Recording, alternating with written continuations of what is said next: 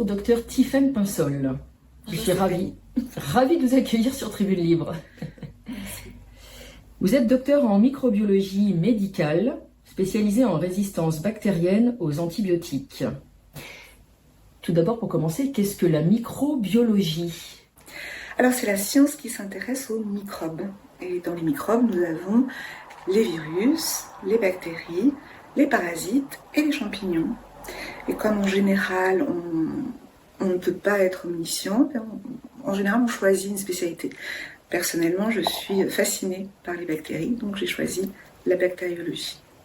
J'en profite pour dire que je n'ai aucun conflit d'intérêt, qu'il soit personnel, professionnel, parce que c'est obligatoire de le mentionner. Absolument. Pourquoi cette passion pour les bactéries ? Eh bien, parce que ce sont elles, en fait, qui ont colonisé le milieu terrestre à partir de l'océan et qui ont donné ce que nous sommes, les mammifères, c'est-à-dire qu'elles sont à notre origine. De la même façon que nous avons dans notre corps plus de bactéries que de cellules, sans lesquelles nous ne pourrions pas vivre, en particulier notre microbiote intestinal. Ce sont des petites bêtes qui sont, contrairement aux virus, autonomes, donc elles peuvent se multiplier toutes seules, elles n'ont pas besoin d'infecter une cellule et d'utiliser la machinerie cellulaire pour se répliquer. C'est le cas des virus par contre. Et surtout, en fait, depuis la nuit des temps, elles ont passé leur temps à s'adapter à l'environnement. C'est pour ça, entre autres, qu'on a des résistances aux antibiotiques, pendant que nous, l'homme, l'humain, on a passé notre temps à adapter l'environnement à nous-mêmes. Et voilà où nous en sommes. Elles ont une forme d'intelligence ? Probablement. Elles ont chacune, dans les différentes espèces, d'abord elles savent communiquer entre elles, ce que peu de gens savent, et chacune dans les différentes espèces ont des propriétés bien particulières qui leur confèrent des mécanismes d'échappement, par exemple, ou de mobilité, ou de non-possibilité de les cultiver sur des milieux synthétiques, sur les fameuses boîtes de pétri, les géloses sur boîtes de pétri. Enfin, elles sont passionnantes. Et puis elles sont partout, surtout. Dans l'environnement, elles sont partout. Sans elles, nous ne serions pas là. Et nous ne pourrions pas vivre, surtout. Nous avons beaucoup parlé de virus et de bactéries depuis 4 ans, plus que jamais. Et nous allons aller droit au but, comme on dit dans le Sud, été. Les injections expérimentales dites anti-Covid et le SARS-CoV-2 sont-ce 2 armes biologiques? Pour ma part, et je ne cesse de le marteler maintenant depuis 2 ans et demi sur X, la réponse est oui. Je ne suis plus la seule à le dire, puisque le professeur Francis Boyle est donc docteur en droit à l'origine, un de ceux qui sont à l'origine de la loi sur les armes biologiques aux États-Unis, l'a dit également. Mais aussi le docteur David Martin. Il y a énormément de faisceaux d'indices concordants pour pouvoir maintenant l'affirmer. En tout cas, de façon plus sereine qu'il y a 2 ans et demi.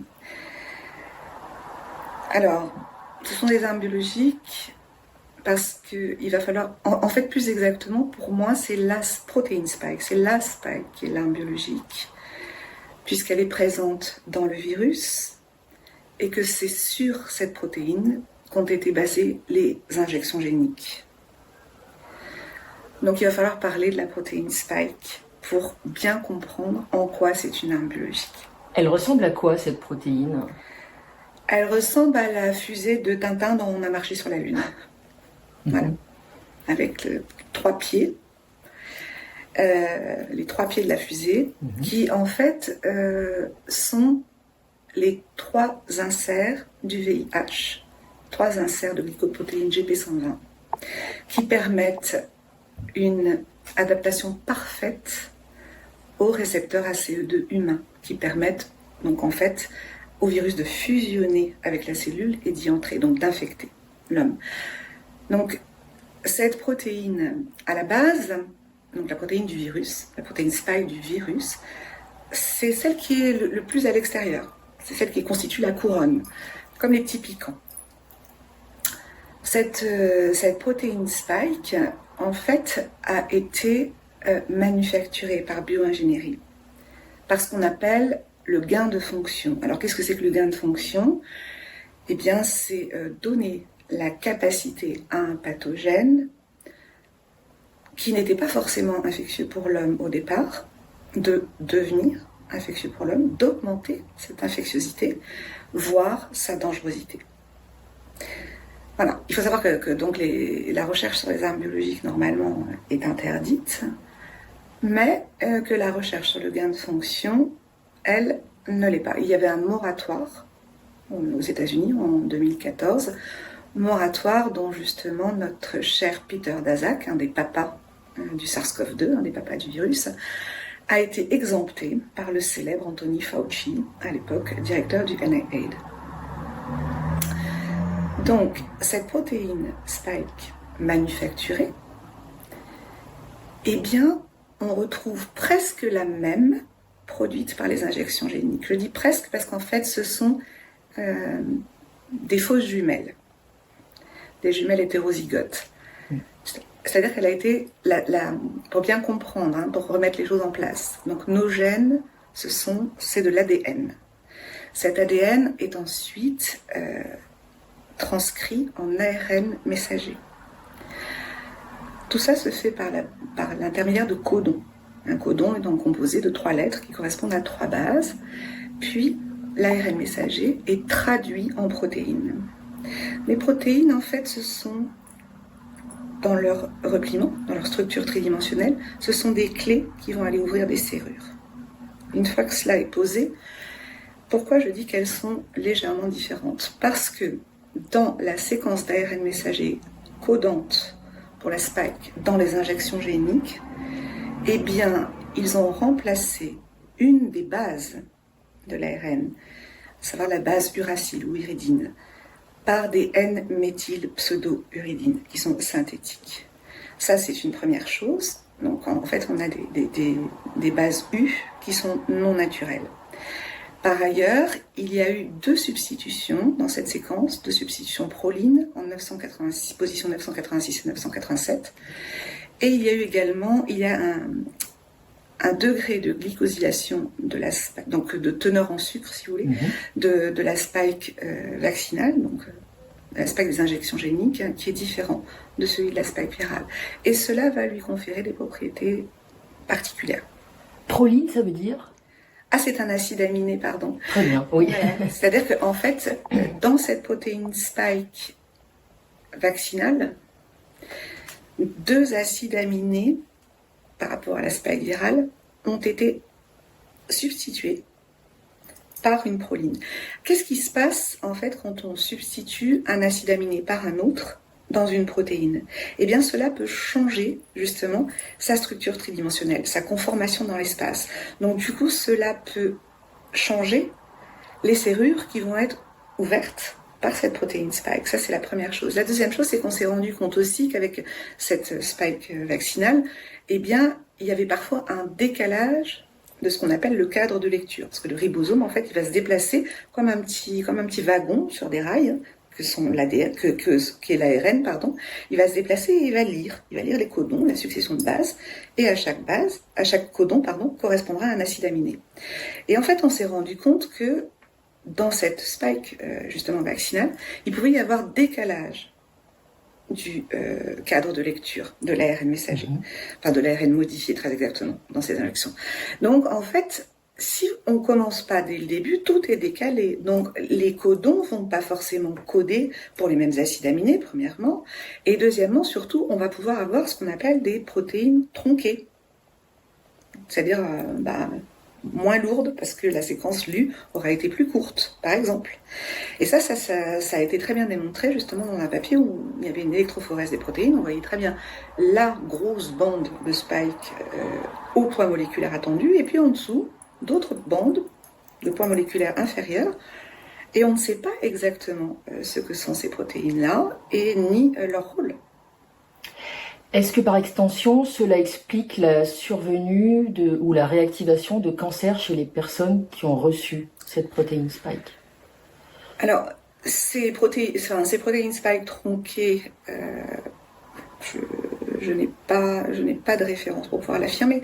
Par contre, on sait que les fameuses N-méthylpseudo-uridines, donc des uridines qui ne sont pas naturelles, qui sont dans la séquence codante de la spike contenue dans ces injections géniques, elles ont un effet cancérigène. Ça, c'est publié. Et par ailleurs, on sait également que la protéine spike, mais qu'elle soit virale ou vaccinale pour le coup, en fait, a un impact sur la production d'une protéine qui est très importante chez l'humain, qui s'appelle la protéine P53. C'est la gardienne de nos cellules, en fait, cette protéine. Et elle est là comme tour de contrôle vigilante pour que la multiplication des cellules ne soit pas anarchique et ne s'emballe pas. Donc en fait, c'est une protéine qui est là pour empêcher la survenue des cancers. D'où les courbes en croissance. Oui, mais comme l'a très bien dit Jean-Dominique Michel dans son émission du 14 juin, puisque 14 et 17 juin, il a fait 2 émissions justement sur virus, armes biologiques. Il va dans le même sens que moi, avec même encore plus de références que moi. Et vaccin, injection génique, armes biologiques, et bien, il va aussi dans le même sens que moi. Ça, c'est l'émission de juste après. Donc, oui, mais attention, il y a pas mal de papiers qui nous laissent à penser que même suite à une infection ou à des infections répétées, sans avoir forcément reçu ces injections géniques, nous pouvons nous attendre à avoir des cancers également liés donc à la spike virale, à cause de l'effet justement, entre autres, sur la P53. Mais ça sera plus lent, c'est-à-dire que ça peut arriver dans 10 ans, dans 20 ans. Parce que là, les symptômes persistants ou augmentés ou surajoutés que l'on peut voir dans ce qu'on appelle les Covid longs, les vrais Covid longs, c'est-à-dire des personnes non injectées, sont à peu près les mêmes, mais pas en nombre bien sûr, mais en même temps personne ne s'intéresse à les recenser, donc c'est un peu au doigt mouillé, mais sont à peu près les mêmes que ceux des injections géniques, sauf en termes de cancer pour le moment, parce que cette arme biologique, cette spike, en fait c'est une arme biologique à la fois à fragmentation, parce qu'elle peut provoquer des atteintes multisystémiques, c'est-à-dire de plusieurs organes, et à la fois à retardement. Et c'est bien pour ça qu'on ne peut absolument pas se contenter des critères épidémiologiques classiques que nous avons normalement l'habitude d'utiliser lors d'une épidémie, et encore plus lors d'une pandémie. Qu'est-ce qu'on regarde ? On regarde tout de suite la dangerosité de la maladie et sa létalité. Mais là, il va falloir regarder d'autres critères et surtout dans le temps. Donc on peut supposer que l'agent pathogène et les injections géniques ont été développés en même temps en s'inspirant l'un de l'autre ? Même pas en s'inspirant, enfin c'était concomitant, oui, tout à fait. Tout à fait, en fait, quand on s'intéresse à l'historique des dépôts de brevets par le laboratoire Moderna, on voit très bien que tout cela a été fait de façon concomitante. Dès 2012, Moderna dépose, comme par hasard, un brevet pour l'utilisation de nanoparticules lipidiques injectables pour davantage pouvoir faire passer dans l'organisme humain des glycoprotéines. Je rappelle que les inserts du VIH, les GP120, sont des glycoprotéines. 2017, comme par hasard, Moderna brevette et dépose un brevet, une séquence ARN messager du SARS-CoV-2, à savoir la séquence contenant le fameux site de clivage furine, qui lui aussi n'a pu être mis là que de main d'homme. On ne le retrouve dans aucun autre coronavirus. Aucun. Comme par hasard. Et tout est tout le temps comme ça. Donc, bien avant que nous ayons connaissance de ce virus apparu en Chine, etc., tous ces gens travaillaient tranquillement dans leur coin et c'était pas les méchants chinois, hein, pour le coup, pour à la fois donc développer le virus par gain de fonction et à la fois développer la pseudothérapie qui allait aller avec. C'est très intéressant parce que, d'autant plus que les brevets ne sont plus aujourd'hui la propriété de Moderna, mais sont en fait la propriété de l'armée américaine, au passage. Donc c'est très intéressant parce que vous n'aurez pas loupé que depuis le 1er mai, j'embête tout le monde sur X en relayant tout ce qu'il se passe au niveau des auditions au Congrès et au Sénat américain. C'est très important parce que je comprends que tout le monde en ait ras-le-bol. On parle du Covid. Sauf qu'on a parlé beaucoup pendant 3 ans des très méchants vaccins. Et on a voulu dire, du coup, gentil-rhume Covid. C'est pas tout à fait ça tout de même. Et ce qui est très intéressant, c'est qu'aux États-Unis, grâce justement à ce qu'on appelle les FOIA, donc la loi fédérale sur la transparence de l'information, sont arrivées énormément d'informations et ont été auditionnés des acteurs principaux de cette origine du virus. Donc, cela nous concerne tous, parce que la première chose qu'on s'est prise dans la figure, c'est pas les vaccins, hein, c'est le virus. Donc il est très important d'essayer d'arriver à comprendre d'où il vient, comment il a été fabriqué, par qui, et est-ce qu'il a été relâché intentionnellement ou accidentellement. On n'aura, je pense, pas du tout toutes les réponses à ces questions, hein, comme je l'ai beaucoup expliqué. Tout ce qu'on peut dire, c'est que la majorité des financements sont quand même américains. Tout ce qu'on peut dire, c'est que peut-être bien qu'il y a eu plusieurs laboratoires impliqués, pas seulement le laboratoire de Wuhan, y compris l'Institut Pasteur en France, y compris le laboratoire de Ravi Baric, donc l'Université de Caroline du Nord, qui se trouve juste à côté d'un laboratoire de bioweapons, qui s'appelle Fort Detrick. Le biolab, un des biolabs. Oui, mais pas que. Je pense que voilà, on découvre que probablement il y a aussi des laboratoires en Belgique et en Allemagne qui sont impliqués. Donc en fait, on est face à une pieuvre et bien malin va être celui qui pourra dire c'est sorti, ça a été fait là, c'est sorti de là, à tel moment. Nous, on ne sait pas, peut-être qu'ils se sont échangés des recettes, des protocoles, on ne sait pas, et je pense qu'on aura beaucoup de mal à savoir. Mais ce qui est certain, en tout cas, c'est que dans la chronologie et des brevets et des faits, il y a eu une intentionnalité. Et cette collaboration... Je ne dirais pas de quoi, oui, mais il y a eu une intentionnalité. De nuire, peut-être.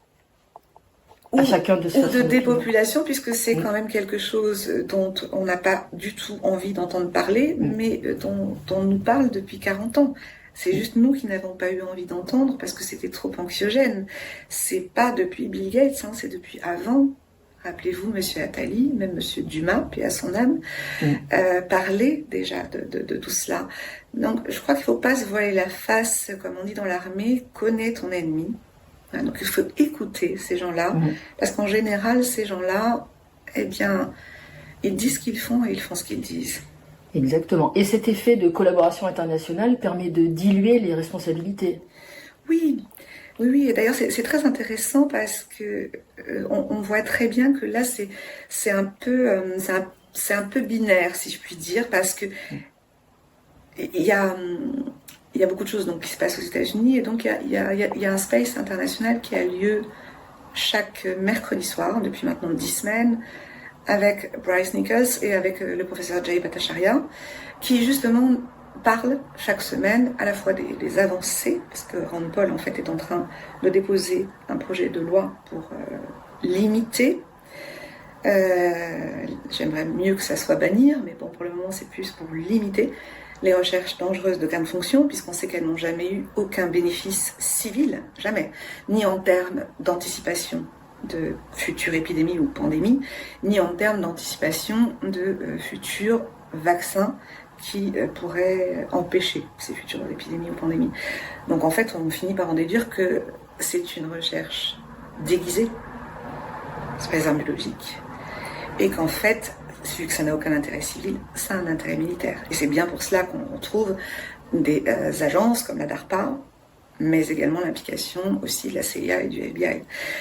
Donc il faut écouter ce qui se passe aux États-Unis, ça nous concerne.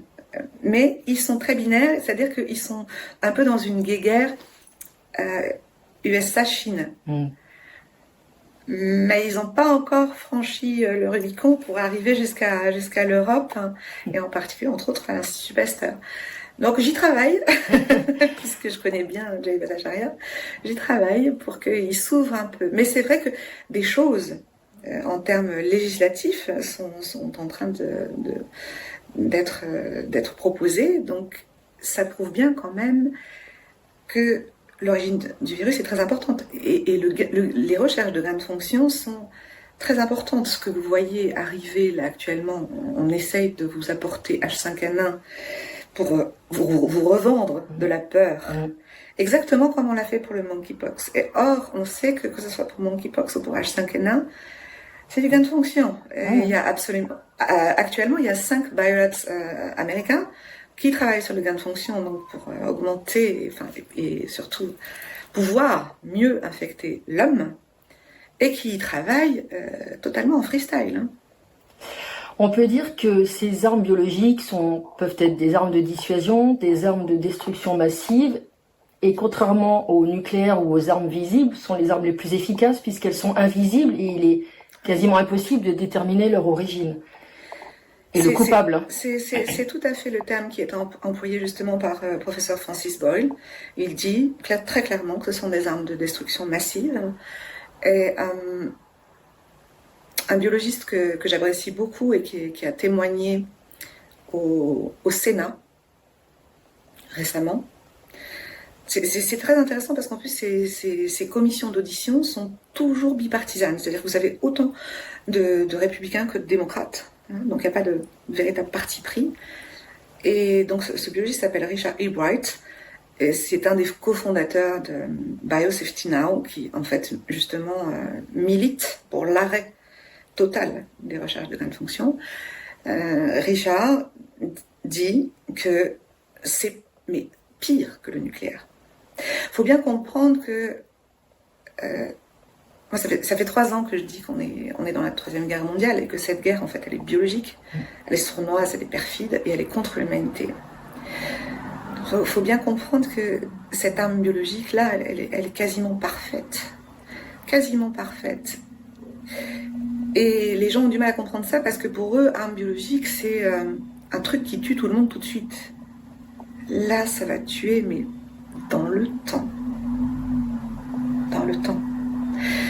Voilà, et vous voyez bien que si ça ne tue pas, ça participe à la dépopulation par d'autres moyens. La stérilisation ? Par exemple, la qualité du sperme des hommes qui ont été injectés, dont on sait qu'il y a moins de spermatozoïdes, mais aussi que la motilité est impactée. Alors, c'est un facteur important pour la fécondité, mais aussi toutes ces femmes qui se sont retrouvées à 25 ans en ménopause précoce, voire à qui on a dû faire une hystérectomie, donc enlever l'utérus, etc., etc. Mais j'ai envie de dire que c'est dans un projet global. Quand vous promouvez le wokisme, quand vous promouvez le changement de genre, voire même que vous faites l'éloge de l'homosexualité, et je ne suis pas homophobe, mais c'est juste que pourquoi pousser plus cela qu'autre chose ? Ça va quand même, tout cela va dans le sens de moins d'enfants. Bien sûr. D'ailleurs, Elon Musk a témoigné récemment que son fils Xavier était entre guillemets mort, qu'il a pris des bloqueurs de puberté et il est aujourd'hui stérile. Tout à fait. Tout à fait. La transition de genre est irréversible. Donc, on n'est plus jamais fertile après. J'ai une question épineuse. Est-ce qu'on peut trouver un terrain d'entente entre vous et ceux qui disent soit que le virus n'existe pas, soit que le virus existe certes, mais il ne peut pas être seul l'agent pathogène? Qu'est-ce que vous en pensez? J'en pense que si les virus n'existaient pas, nous n'existerions pas non plus, puisque nous avons dans notre ADN justement des séquences complètes d'adénovirus. Et c'est pas pour rien que, si vous vous souvenez, 2 injections géniques ont été arrêtées très rapidement, celle de Johnson & Johnson, dont le vecteur, donc c'est des injections à ADN, hein, dont le vecteur, en fait, était un adénovirus humain. Donc là, il n'y a même pas besoin de rétrotranscription pour une intégration au génome. Hein, c'est direct. Et AstraZeneca, pareil, donc injection génique à ADN, dont le vecteur était un adénovirus de chimpanzé. On n'est quand même pas très loin des chimpanzés. Hein. Voilà. Donc, c'est pas pour rien qu'ils avaient choisi ces vecteurs-là. Et que, comme par hasard, ils se sont révélés être très dangereux pour les premiers, avant même les injections géniques à ARN messager. Donc ça, c'est la première chose. La deuxième chose, c'est que j'ai eu la grande joie, parce que c'est un moment d'émotion, et en même temps un moment d'émotion scientifique, de pouvoir voir en microscopie électronique, grâce à Éric Chabrière, à l'IHU Marseille, l'infection d'une cellule par le SARS-CoV-2, puis la multiplication du virus dans cette cellule, puis en fait donc l'explosion de la cellule libérant tous les petits virions. Alors moi je veux bien qu'on me dise que ça n'existe pas, mais je crois que vous ne trouverez aucun microbiologiste sérieux qui ira dans ce sens. Ça n'est pas justement parce que les virus ne sont pas autonomes. Ça n'est pas parce qu'on ne peut pas les cultiver comme les bactéries, et encore on ne peut pas cultiver toutes les bactéries, que ça n'existe pas. Ça n'est pas parce qu'on est obligé du coup de les cultiver sur des cultures de cellules, hein, que ça n'existe pas. Je crois que la science, c'est jamais blanc ou noir. La science, elle est faite de nuances, et ces derniers temps, c'est quelque chose qui s'est perdu. On a des discours assez binaires et passionnels. Oui, presque de l'appartenance à des chapelles. Ça me fait penser parfois, ça relève un petit peu du mécanisme de fonctionnement des sectes, et c'est un peu ce qui me fait peur. Le débat est important. Il est très très important que les scientifiques confrontent leurs idées. La science a toujours fonctionné comme ça. C'est très important. Mais attention à certaines affirmations péremptoires, et surtout en plus quand elles viennent de gens dont ce n'est pas le domaine de compétence. C'est embêtant. Est-ce qu'on peut imaginer aussi, le professeur Montagnier avait affirmé que les ondes qui nous entourent peuvent modifier le comportement des virus. Est-ce que c'est une question sur laquelle vous êtes penché? Je pense que c'est pas que le comportement des virus. Je rappelle que la maladie d'électrosensibilité est reconnue par Bruxelles. Donc il serait temps qu'on se penche sur le sujet. D'ailleurs, très souvent, elle donne des symptômes qui sont assez sensibles à ceux de la maladie de Lyme, au passage. Donc, l'électrosensibilité, ça ne concerne pas que les virus. Je pense que ça concerne tout être humain ou tout être vivant. Voilà. Et tout être vivant. Plus exactement, les virus et les bactéries sont des êtres vivants. Donc, je pense que c'est un sujet d'avenir sur lequel il faudra de plus en plus se pencher. Le fameux Covid long, qu'est-ce que c'est et est-ce qu'on peut le soigner? Comment? Donc, je vous renvoie à l'émission du 31 mai que j'ai faite avec Nicolas Bouvier sur sa chaîne. Le vrai Covid long, non pas qu'il y en ait du faux, hein, attention, ne me faites pas dire ce que je n'ai pas dit. Le vrai Covid long, en fait, a été décrit dès avril 2020. Donc chez des personnes qui avaient été infectées par la souche Wuhan et qui avaient des symptômes persistants. Au-delà, donc il y avait un groupe qui s'était créé sur Twitter à l'époque, c'était pas encore X, qui s'appelait Après J20 et qui d'ailleurs existe toujours sur X. Donc en fait c'est la persistance de symptômes de l'infection par le SARS-CoV-2, voire même une aggravation de ces symptômes, voire même un ajout d'autres symptômes. Et très honnêtement, on trouve, donc chez des personnes non injectées, et on trouve des symptômes, qui sont communs avec des personnes injectées, des troubles menstruels, des péricardites, voire des myopéricardites. On retrouve beaucoup de choses, même récemment, pour Béatrice, justement, qui a témoigné chez Nicolas Bouvier et qui a fait une myopéricardite. On lui a posé un diagnostic d'encéphalite myalgique. Donc, preuve est que le virus fait son œuvre dans le temps aussi. Alors, pas chez tout le monde, hein. C'est un peu la roulette russe, parce qu'il est très sournois, en particulier depuis les derniers variants, depuis Omicron.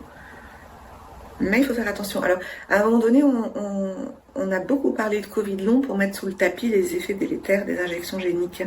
Et en fait, moi, je rejoins tout à fait Pierre Cory, c'est-à-dire qu'il y a les Covid longs, qui sont les personnes non injectées, et puis il y a des vax longs. Je trouve ça très bien comme définition. Les vax longs, chez les personnes injectées, ce qui n'empêche pas que généralement ces personnes-là ont été aussi infectées, puisqu'on sait que les injections géniques favorisent l'infection à répétition. Voilà, donc il faut être vigilant sur le terme de façon à ce que les victimes de Covid long non injectées soient un jour reconnues aussi. C'est important. Et alors, quand on a l'injection plus le Covid long, enfin, c'est double peine. Oui, parce que comme nous l'avons expliqué avec Anis Bocquet, en fait, ce qui va être dans le temps, ce qui va être délétère, c'est l'exposition répétée à un même antigène, en l'occurrence la protéine spike, que ça soit par injection ou par infection.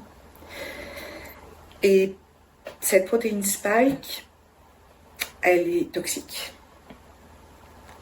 Et surtout depuis les nouveaux variants, elle provoque ce qu'on appelle une immunotolérance. C'est-à-dire que depuis Omicron, on se dit « Oh, comme il n'y a pas beaucoup de symptômes, c'est pas grave. » Bah oui, parce que forcément, quand vous avez des symptômes, c'est le signe que votre organisme se défend contre quelque chose qui n'est pas très gentil. Là, il y a des symptômes, enfin, pas chez tout le monde, mais majoritairement des symptômes plutôt bénins. Mais c'est pas parce que le truc est moins méchant, ça reste une arme biologique, les gens, hein, donc je pense qu'il faut avoir ça à l'esprit et accueillir ça avec beaucoup d'humilité. C'est pas parce qu'il est moins méchant, c'est parce que justement, la spike des nouveaux variants induit ce qu'on appelle une immunotolérance. C'est-à-dire qu'en fait, votre organisme ne reconnaît plus le virus comme quelque chose contre laquelle il doit se défendre, mais le tolère, le laisse s'installer, le laisse se multiplier. Donc c'est très sournois, c'est extrêmement sournois, et ça va même jusqu'à ce que le virus puisse aller infecter nos macrophages. Pour vous donner une idée, nos macrophages, c'est notre première ligne de défense contre les virus. Contre les bactéries, ce sont les polynucléaires, neutrophiles. Contre les virus, ce sont les macrophages. Ce sont des espèces de grosses cellules, de monocytes, qui sont des hypogloutons, qui normalement, dès qu'un virus arrive, vont sauter dessus et le manger. Bien. Eh ben là, non. Pire, le virus infecte ces cellules qui sont censées le détruire et nous défendre, et s'y installe et s'y multiplie. L'immunotolérance va être le gros problème des années à venir. Au passage, l'immunotolérance ou la non-défense immunitaire, c'est aussi ce qu'on voit par exemple dans l'hépatite C ou dans le VIH. C'est une immunodéficience. Pas seulement. Pas seulement. L'immunodéficience, c'est quand il y a une diminution des lymphocytes, surtout des lymphocytes T. Hein, c'est ce qu'on voit pour les T4 en particulier dans le sida. Pas seulement. L'immunotolérance, c'est pire, en quelque sorte.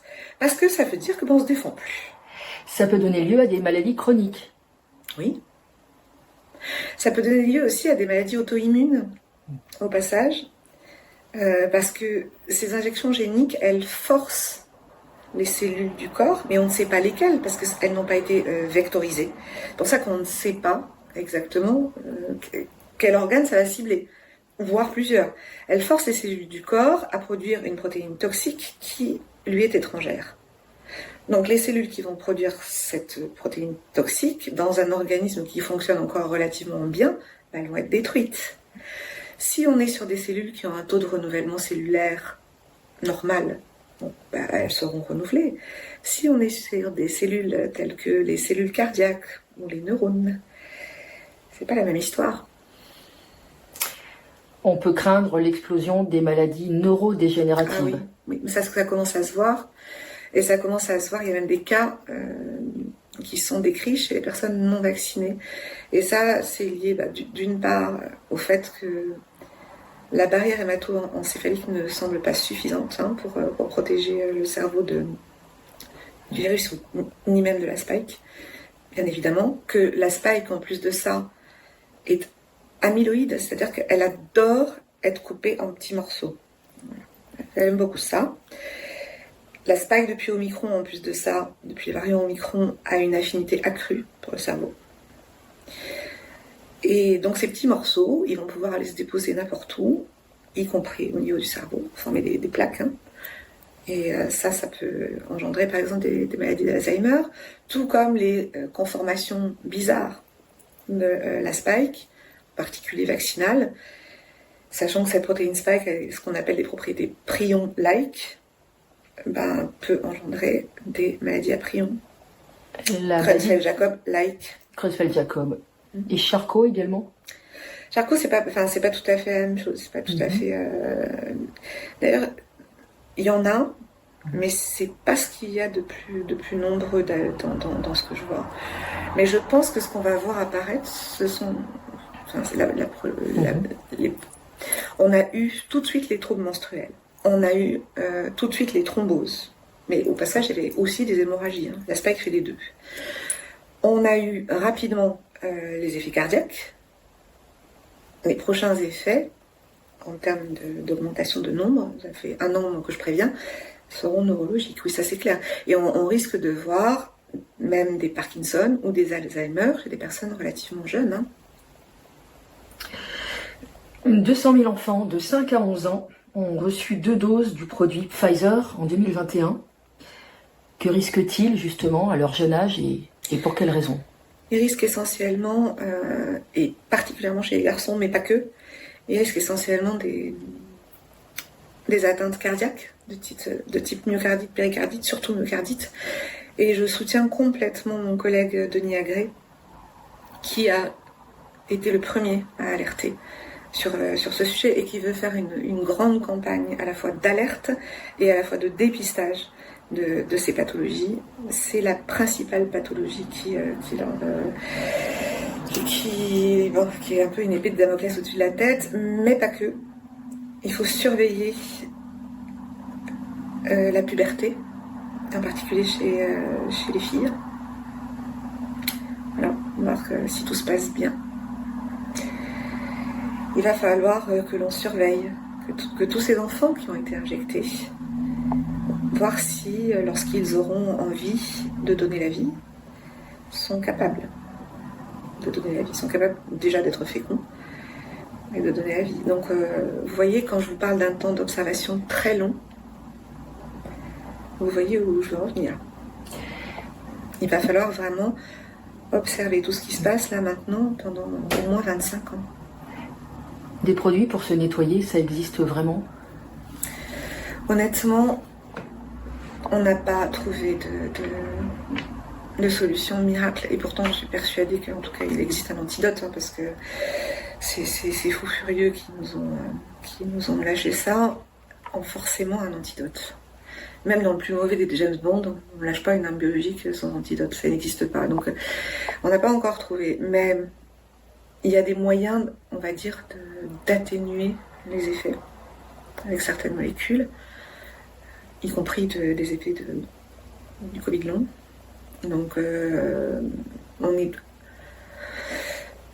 scientifiquement parlant, au niveau international, on dit tous quand même que le trio quercétine, bromélaïne, N-acétylcystéine, ou si ça fait trop mal à l'estomac, L-glutathion directement, puisqu'en fait la N-acétylcystéine c'est le précurseur direct du glutathion.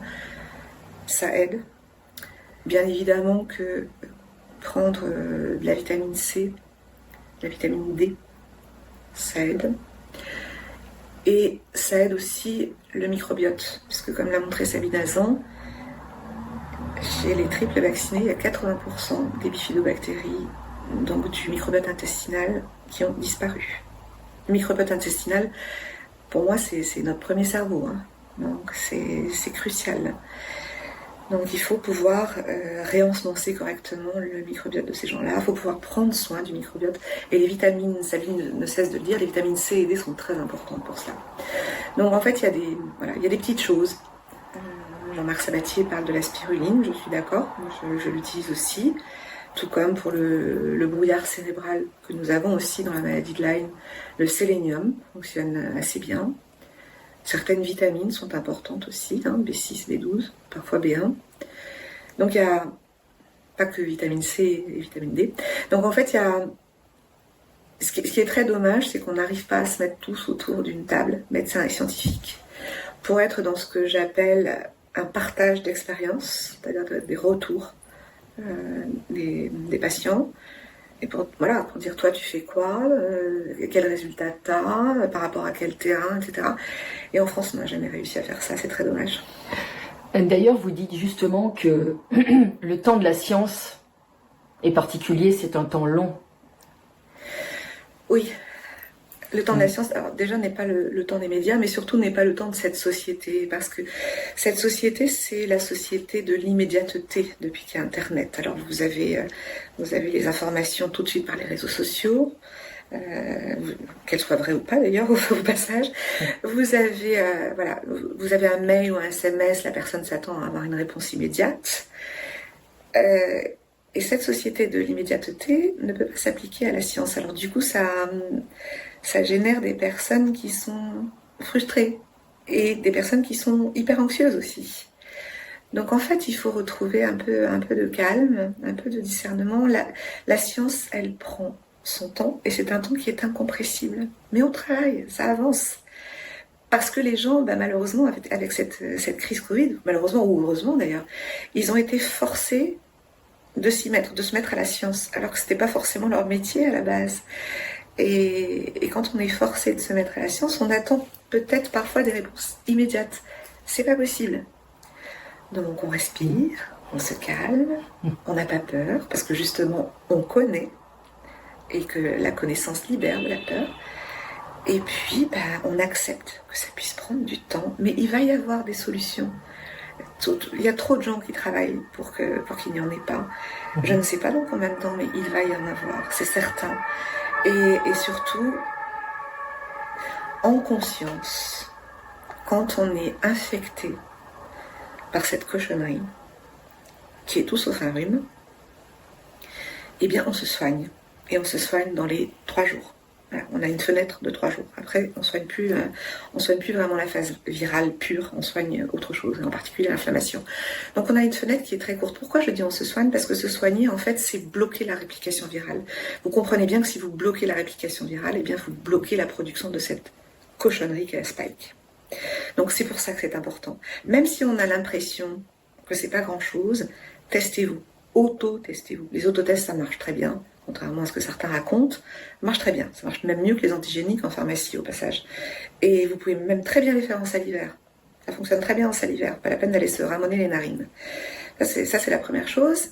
Maintenant, si vous avez un médecin qui s'est remis à soigner, parce qu'ils sont de plus en plus nombreux et il faut les encourager, qui s'est remis à prescrire, et en particulier l'azithromycine avec la vitamine C, la vitamine D, eh bien, vous soignez donc avec l'allopathie. Si tel n'est pas le cas, je recommence, le trio gagnant, c'est quercétine, bromélaïne, N-acétylcystéine ou glutathion, plus vitamine C, vitamine D et zinc.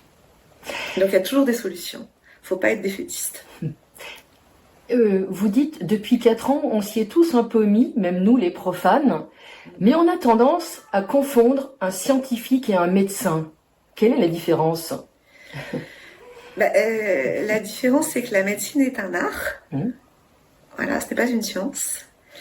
Et que nos médecins ne sont pas forcément formés. Ils sont formés pour soigner, c'est-à-dire en fonction, d'une part, de leurs connaissances, d'autre part, de leur expérience, mais surtout, pour 60% du package, de ce qu'ils voient, c'est-à-dire des symptômes et de l'histoire du patient, de l'histoire de la maladie, de ce qu'on appelle l'anamnèse. Les scientifiques sont plus sur le côté moléculaire des choses. Et ça, c'est très complexe. les médecins n'ont pas été formés à la base pour ça. En fait, nous, en bactériologie, justement, on a été les pionniers, puisque les mécanismes de résistance aux antibiotiques sont des mécanismes moléculaires.